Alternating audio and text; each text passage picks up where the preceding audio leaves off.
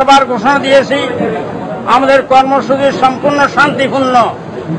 আমরা শান্তিপূর্ণ পন্থায় আমরা আমাদের কর্মসূচি পালন করব, এটা আমরা বারবার ঘোষণা দিয়েছি। আমরা জ্বালানিতে বিশ্বাসী না, ভাঙচুরে বিশ্বাসী না, এই কথা আমরা বারবার ঘোষণা দিয়েছি। বারবার ঘোষণা দেওয়া সত্ত্বেও আমাদেরকে বলা হয়েছে জমা শিবির এখানে আক্রমণ করতে পারে।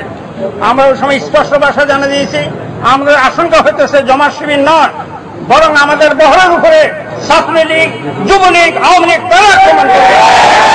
আমরা পরিষ্কার আগের থেকে আশঙ্কা বোধ করতেছিলাম।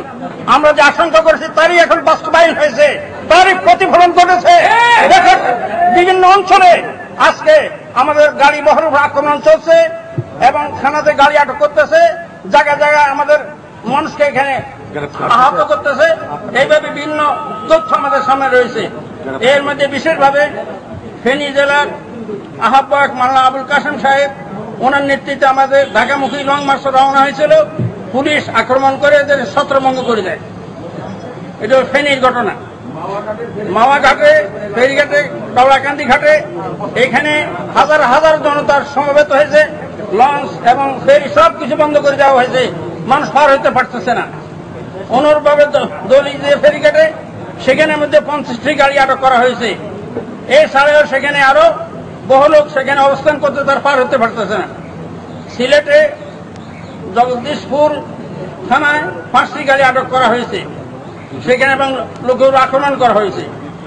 অনুভাবে মেলান্দহ জামালপুর 50 জন লোকেরকে আটক করা হয়েছে।